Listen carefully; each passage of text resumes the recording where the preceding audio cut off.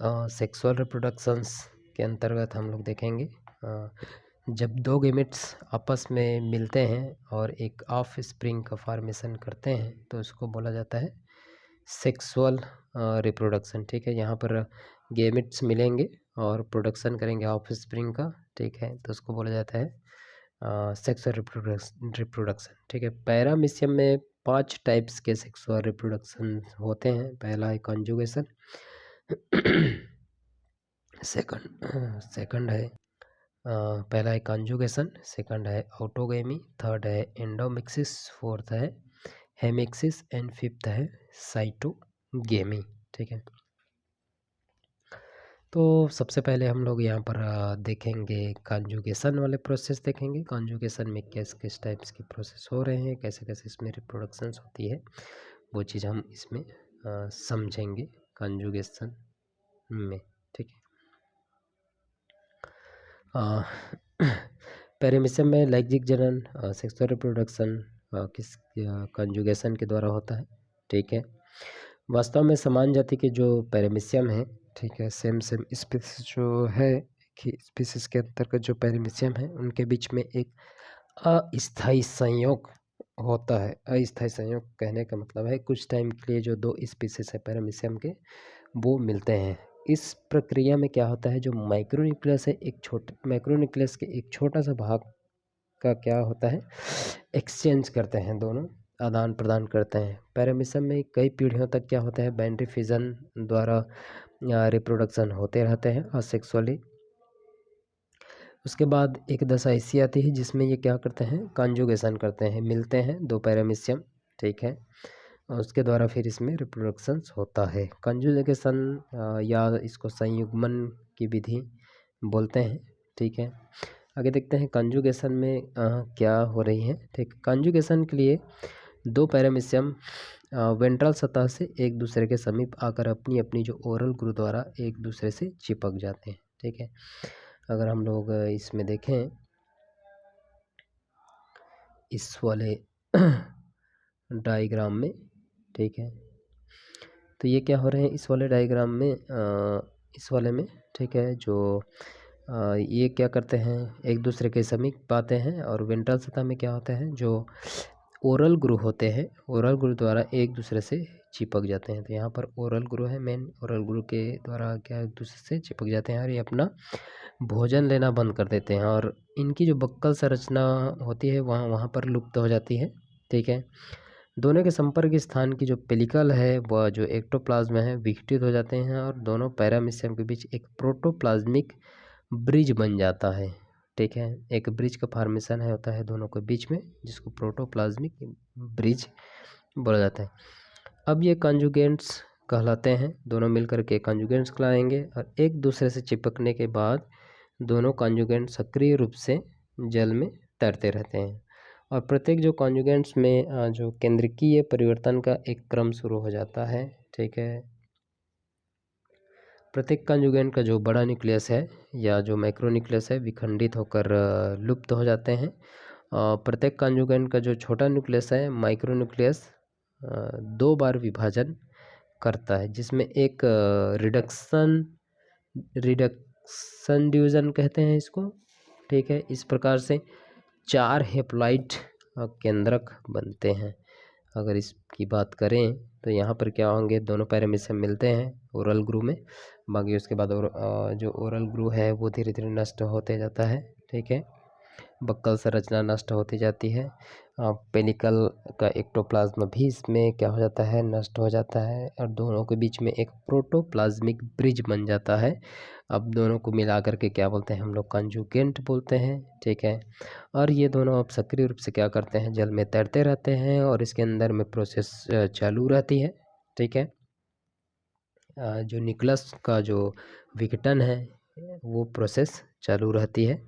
आगे हम लोग देखते हैं तो जो मैक्रो न्यूक्लियस है, बड़ी वाली न्यूक्लियस, वो डिसअपेयर हो जाती है और जो माइक्रो न्यूक्लियस है, छोटी वाली जो न्यूक्लियस है, वो आगे चलकर रिडक्शनल डिवीजन न्यूनकारी विभाजन होता है। इस प्रकार ये क्या होते हैं, 4 हेप्लॉइड जो केंद्रक है उसको ये बनाते हैं, 4 हेप्लॉइड केंद्रक बनाते हैं, जिसमें से 3 क्या होते हैं, लुप्त हो जाते हैं, डिसअपीयर हो जाते हैं। एक बार फिर इस केंद्रक में विभाजन होता है जिससे एक बड़ा तथा दूसरा छोटा होता है। ठीक है, इसको क्या बोलते हैं, प्रोन्यूक्लाई कहते हैं। ठीक है, इसमें क्या हो रहा है, जो छोटी न्यूक्लियस है एक डिवाइड हो रही है, 4 न्यूक्लियस बना रहे हैं। इसमें से जो एक न्यूक्लियस है वो आगे डिवाइड होगा, बाकी जो 3 होंगे वो डिसअपीयर हो जाएंगे। तो एक न्यूक्लियस डिवाइड होगा तो एक बड़ा बनाएगा, एक छोटा बनाएगा, दोनों को क्या बोलेंगे, प्रोन्यूक्लाई कहते हैं। बड़ा केंद्रक निष्क्रिय अचल होता है। ठीक है, इसमें मादा या स्थिर, ठीक है, स्थिर केंद्रक कहते हैं। इसके विपरीत छोटा केंद्रक सक्रिय रहता है जिसे नर अभिगामी केंद्रक कहते हैं। ठीक है, जो बड़ा न्यूक्लियस है उसको मादा न्यूक्लियस कह देते हैं और छोटा न्यूक्लियस उसको नर न्यूक्लियस कह देते हैं। प्रोटोप्लाज्मिक जो सेतु में से होकर एक जो कॉन्जुगेंट का नर केंद्रक दूसरे कॉन्जुगेंट के मादा केंद्रक के साथ मिलता है। ठीक है, और आगे चलकर सिन कैरियोन बनाता है। ठीक है, अब ये हो गए 2 न्यूक्लियस इसमें बन गए। दोनों न्यूक्लियस में अब दोनों में सेम क्या होंगे,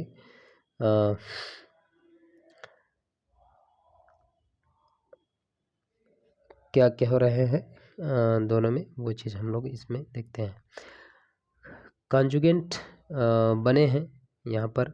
ठीक है, इसको एक बार इस टाइप्स के हम लोग समझते हैं थोड़ा। ये डिसइंटीग्रेटिंग मैक्रोन्यूक्लियस डिसइंटीग्रेट हो जा रहा है। जो माइक्रोन्यूक्लियस है, ठीक है, वो क्या होते हैं, फ्यूज़न होते हैं और यहाँ पर क्या होते हैं, एक दूसरे से जा करके मिलते हैं। ठीक है, यहाँ पर सिंपल से जो मैक्रोन्यूक्लियस है वो डिसअपीयर हो गई है। जो माइक्रोन्यूक्लियस है वो एक बार में डिवाइड होकर के 4 न्यूक्लियस बनाते हैं। ठीक है, चारों में से 3 फिर से डिसअपीयर हो जाता है और इसमें से दोनों में से 2 बचते हैं। 2 बचते हैं तो आगे चल करके क्या बनाते हैं, एक बड़ी न्यूक्लियस बनाती है और एक छोटी न्यूक्लियस बनाती है। तो जो छोटी न्यूक्लियस है वो एक दूसरे से अब क्या होंगे, एक्सचेंज होंगे, और जो बड़ी न्यूक्लियस है उससे जा करके मिलेंगे। तो इसको क्या बोला जाता है, सिन कैरियोन बोला जाता है। लगभग 12 से 48 घंटे तक एक दूसरे के संपर्क में रहने के बाद ये दोनों पैरामीशियम पृथक हो जाते हैं। अब इनको एक्स कॉन्जुगेंट कहते हैं। ठीक है, कॉन्जुगेंट जो न्यूक्लियस है अब रहने के बाद क्या हो जाएंगे, ये एक दूसरे से अलग हो जाएंगे, तो इसको एक्स कॉन्जुगेंट कहते हैं। अब प्रत्येक एक्स कॉन्जुगेंट का युग्मन केंद्रक 3 बार विभाजित होकर 8 केंद्रक बनाता है। जैसे यहाँ पर एक बार भी जब विभाजित होगा 2, फिर दूसरे में 4, तीसरे में ये 8 केंद्रक बनाता है। इसमें 4 केंद्रक आकार में बड़े होकर मैक्रोन्यूक्लियस बनाते हैं। ठीक है, यहाँ पर 4 जो है इसमें बड़े होकर मैक्रो बनाएंगे और 4 छोटे केंद्रक माइक्रोन्यूक्लियस बनाते। कुछ समय बाद 3 जो माइक्रोन्यूक्लियस होते हैं वो क्या होते हैं, डिसअपीयर हो जाते हैं। इस वाले पार्ट्स में देखें तो 3 जो माइक्रो हैं वो अब क्या होंगे, डिसअपीयर हो जाते हैं। अब प्रत्येक एक्स कॉन्जुगेट द्विभाजन द्वारा 2 संतति पैरामीशियम में विभाजित हो जाता है। अब इसके बाद आगे हम लोग जब देखते हैं तो एक जो माइक्रो बचा है और 4 मैक्रो अभी तक इसमें बचे हुए हैं, तो दोनों में क्या होगा, बाइनरी फ्यूजन होगा। ठीक है, इसके साथ जो माइक्रोन्यूक्लियस भी विभाजित हो जाता है और मैक्रो तो बना ही हुआ है। इस प्रकार दोनों संतति पैरामीशियम में 2 मैक्रो और 1 माइक्रो यहाँ पर न्यूक्लियस बन जाते हैं। प्रत्येक संतति पैरामीशियम में पुनः इसमें बाइनरी फ्यूजन होता है। ठीक है, जिसमें इस प्रकार बने प्रत्येक संतति पैरामीशियम में एक माइक्रो और एक माइक्रो न्यूक्लियस होता है। एक मैक्रो और एक माइक्रो न्यूक्लियस होता है। स्पष्ट है कि संयुग्मन का ये कंजुगेशन के फलस्वरूप से प्रत्येक से 4 संतति पैरामीशियम यहाँ पर बनते हैं। ठीक है, देखो क्या क्या प्रोसेस हो रही है इसमें। सबसे पहले क्या हो रही है, यहाँ पर 2 पैरामीशियम मिल रहे हैं। ठीक है, माइक्रोन्यूक्लियस और मैक्रोन्यूक्लियस दोनों हैं। अब इसमें देखेंगे तो जो मैक्रोन्यूक्लियस है यहाँ पर इस डायरेक्शन में इस टाइप से ऐसे करके हम लोग चलेंगे। ठीक है, तो इसमें क्या हो रहा है, मैक्रोन्यूक्लियस और माइक्रो दोनों हैं, कंजुगेट होंगे। माइक्रो क्या होगा, डिसअपेयर हो जाएगा, ठीक है। उसके बाद क्या होंगे, जो माइक्रोन्यूक्लियस है वो क्या हो जाता है, अब डिसअपेयर हो जा रहे हैं और बच रहे हैं माइक्रो, ठीक है। माइक्रोन्यूक्लियस फिर आगे क्या होते हैं, डिवाइड होते हैं और 4 न्यूक्लियस बनाते हैं। चारों में से जो 3 न्यूक्लियस है अब क्या हो जाएंगे, डिसअपेयर होंगे। यहाँ पर केवल माइक्रो बचा है, ठीक है। माइक्रो जब डिवाइड होगा तो 4 न्यूक्लियस यहाँ पर बनाएगा, तो 4 4 दोनों में 8 हो जा रहे हैं। दोनों में से जो 3 न्यूक्लियस हैं वो डिसअपेयर हो जा रहे हैं, ठीक है। फिर जो एक न्यूक्लियस जो बच रहा है वो आगे फिर डिवाइड होगा तो एक बड़ी न्यूक्लियस एक छोटी बनाएंगे, जिसको क्या बोला जाता है, प्रोन्यूक्लाई, ठीक है। अब एक दूसरे सेक्शन होंगे, यहाँ पर भी बड़ी होगी, यहाँ पर छोटी, अब छोटी इसके साथ मिलेगा और इसके साथ ये मिलेगा, ठीक है। इसको फीमेल मान लेते हैं और इसको मेल मान लेते हैं, ये भी फीमेल है ये भी मेल है। अब ये दोनों क्या होंगे, आगे चल करके फ्यूज़ हो जाएंगे, कॉन्जुगेट न्यूक्लियस यहाँ पर ये फ्यूज़ हो गए। फ्यूज़ होते हैं तो यहाँ पर 2 न्यूक्लियाई बनती है, ठीक है। अब 2 न्यूक्लियाई क्या होती है, आगे चल करके जो पैरामीशियम है वो अलग अलग हो जाते हैं इस टाइप से, तो इसमें एक्स कॉन्जुगेंट बोला जाता है, ठीक है। अब क्या होगा, देखो यहाँ से 3 बार ये डिवाइड होगा, 1 बार 2 बार 3 बार, 3 बार डिवाइड हो गए तो एक में डिवाइड होगा तो 2 बनेगा, 2 से 4, 4 से 8, 8 न्यूक्लियस यहाँ पर बन जाते हैं। जब 8 न्यूक्लियस बनेंगे तो बनने के बाद क्या होगा, 8 न्यूक्लियस में जो 4 जो है मैक्रो है और 3 जो है माइक्रो है। अब क्या होगा, 3 माइक्रो जो न्यूक्लियस है वो अब डिसअपेयर हो जाएंगे, बचेंगे कितना, 5। 5 में क्या होगा, 1 माइक्रो है अब इसमें, ठीक है, और 4 मैक्रो न्यूक्लियस है। इसमें जब बाइनरी फिजन होता है आगे फिर से, तो इसमें 1 माइक्रो न्यूक्लियस और 2 मैक्रो, इसमें भी क्या होता है, 2 मैक्रो और 1 माइक्रो न्यूक्लियस बचता है, कुछ इस टाइप से इसमें जो देख रहे हैं हम वैसा। आगे फिर से इसमें क्या होता है, बाइनरी फिजन होता है, तो जो माइक्रो न्यूक्लियस है वो डिवाइड हो जाता है। जैसे यहाँ पर जो माइक्रो न्यूक्लियस है वो डिवाइड हुआ और दोनों में एक एक गया, लेकिन मैक्रो न्यूक्लियस डिवाइड नहीं हुआ था इसमें। अब इसमें जब ये फिर से बनेंगे तो इसमें का जो माइक्रो न्यूक्लियस डिवाइड होगा, इसमें का माइक्रो न्यूक्लियस डिवाइड होगा, लेकिन मैक्रो न्यूक्लियस क्या होगा, एक एक मिलेंगे, और माइक्रो न्यूक्लियस भी अब जो डिवाइड हुआ है तो एक एक मिलेंगे। वैसे ही टाइप करके यहाँ पर डॉटर पैरामीशिया बनाता है, 4 डॉटर पैरामीशिया यहाँ पर बनते हैं। तो इस प्रकार से इसमें क्या होता है, बाइनरी फिजन कंजुगेशन होती है। कंजुगेशन के बाद फिर से इसमें बाइनरी फिजन होती है, तो सेक्सुअल रिप्रोडक्शन हो रहे हैं, फिर उसके बाद असेक्सुअल रिप्रोडक्शन हो रहे हैं। तो आगे देखते हैं, इसमें स्पेशल फीचर ऑफ कंजुगेशन के स्पेशल जो फीचर्स हैं वो क्या क्या है, ठीक है। कंजुगेशन में क्या क्या विशेषताएं पाई जाती हैं, ठीक है। कंजुगेशन में भाग लेने वाले जो पैरामीशियम हैं क्या कहलाते हैं, कंजुगेट्स कहलाते हैं, ठीक है। दोनों अगर भाग ले रहे हैं इसमें, ठीक है, तो ये क्या कहलाएंगे, कंजुगेट्स कहलाते हैं। यहाँ पर जो लिखा है कंजुगेट्स, दोनों भाग लेंगे तो ये क्या कहलाएंगे, कंजुगेट्स कहलाते हैं। ये सामान्य पैरामीशियम आकार में क्या होते हैं, छोटे होते हैं। कंजुगेशन एक ही जाति के 2 अलग अलग जो संगम हैं मेटिंग टाइप्स के बीच होता है, जो अलग अलग टाइप्स के जो संगम है उसमें मीटिंग टाइप्स के बीच होता है। कंजुगेशन में जो दोनों पैरामीशियम के केंद्रक पदार्थ का आदान प्रदान होता है, ठीक है। क्या पढ़ रहे हैं इसमें हम लोग, कंजुगेशन की फीचर पढ़ रहे हैं। 2 पैरामीशियम अटैच होंगे तो उसको कंजुगेट्स कहेंगे, ठीक है। एक समान जो पैरामीशियम इनके बीच में ये होता है, ठीक है।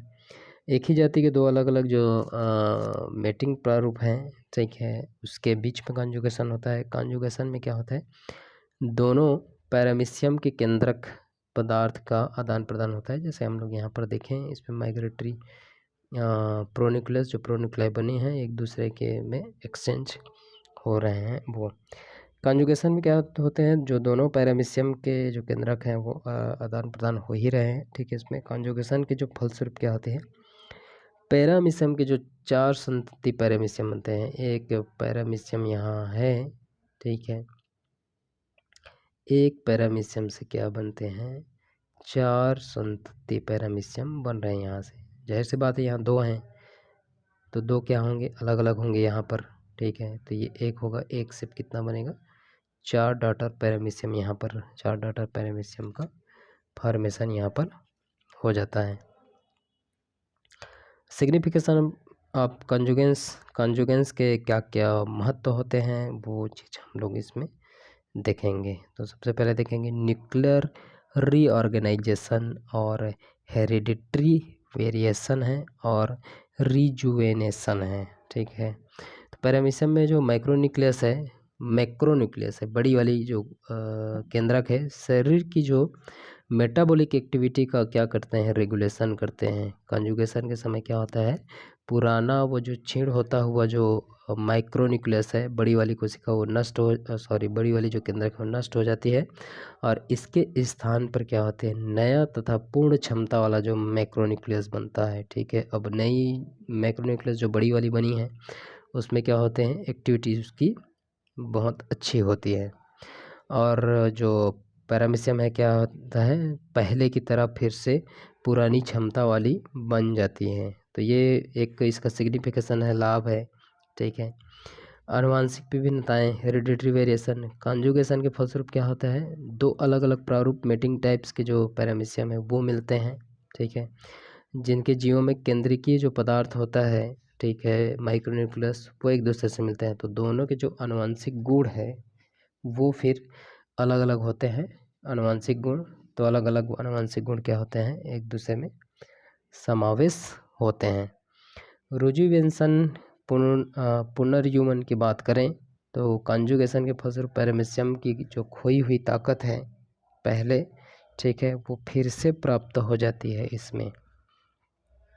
इस प्रकार कॉन्जुगेशन में पैरामीशियम को पुनर्युवन प्रदान करता है। पुनर्युवन कहने का मतलब है पहले की तरह वो बहुत ही एक्टिव होगा, पहले की तरह वो, ठीक है, पहले जैसा एक्टिव था, ठीक है, उसी तरह पहले की तरह ही फिर से ये एक्टिव हो जाता है। तो क्या क्या इसमें हम लोग देखे हैं सिग्निफिकेशन ऑफ कंजुगेशन में। ठीक है, न्यूक्लियर रीऑर्गेनाइजेशन, ठीक है, जो मैक्रोन्यूक्लियस है बड़ी वाली जो केंद्रिका है, ठीक है, उसकी जो मेटाबॉलिक एक्टिविटी का नियमन करता है, मेटाबॉलिक एक्टिविटी का इसके अंतर्गत पैरामीशियम में, तो वो नई बनता है, तो नई क्षमता वाला माइक्रोन्यूक्लियस बन जाता है। वैसे हेरिडिटरी वेरिएशन की बात करें तो 2 अलग अलग पैरामीशियम में एक दूसरे के साथ मिल रहे हैं तो दोनों के जेनेटिक मटेरियल क्या होते हैं, एक्सचेंज हो रहे हैं, तो दोनों के बीच में क्या होंगे, उनके जो आनुवंशिक गुण है वो एक्सचेंज होंगे, तो दोनों की भिन्नताएं अलग अलग होंगी, वेरिएशन इसमें अलग अलग होंगे। और ये क्या करते हैं, जो पुरानी ही अवस्था होती है, ये यंग स्टेज होती है पुरानी, तो वो धीरे धीरे या वृद्ध वाले स्टेज में अगर जा रहे हैं मान लिया जाए, ठीक है, तो ये होने के बाद, ठीक है, डाटा पैरामीशियम होने के बाद क्या होती है, फिर से ये अपनी यंग स्टेज वाली अवस्था को प्राप्त कर लेती है। ठीक है, तो ये है। आगे हम लोग देखेंगे इसमें एंडोमिक्सिस, जो इसका सेक्सुअल रिप्रोडक्शंस के अंतर्गत हम लोग कॉन्जुगेशन देख लिए। आगे देखेंगे एंडोमिक्सिस, आउटोगेमी, हेमीमिक्सिस और साइटोगेमी। इसमें क्या क्या मतलब चेंजेस हो रही हैं, जैसे कॉन्जुगेशन में चेंजेस हुआ उसी तरह इनमें भी क्या क्या चेंजेस होंगी, इनके भी क्या क्या सिग्निफिकेंस है, वो चीज़ हम लोग इसके अंतर्गत देखेंगे। ठीक है, तो नेक्स्ट वीडियो में हम लोग देखेंगे एंडोमिक्सिस और हेमीमिक्सिस। इसके अंतर्गत हम लोग देखेंगे क्या क्या चेंजेस हो रहे हैं। ठीक है, ऑटोगेमी है, ऑटोगेमी का सिग्निफिकेंस क्या होता है वो देखेंगे। फिर प्रोटोजोअन जो डिसीज़ है वो इसके बाद देखेंगे, क्या क्या बीमारियां हो रही है इसके अंतर्गत, कौन कौन से प्रोटोजोअन से कौन कौन सी बीमारियां मनुष्य में होती है, उसका इलाज क्या है, उसका ट्रीटमेंट क्या है। ठीक है, वो सभी चीज़ें हम लोग इसके अंतर्गत देखेंगे। तो ये 2 वीडियो और बनेगा, उसके बाद ये जो चैप्टर है वो समाप्त हो जाएंगी। ठीक है, तो देखते हैं हम लोग एंडोमिक्सिस में क्या चेंजेस हो रही हैं वो नेक्स्ट में देखेंगे।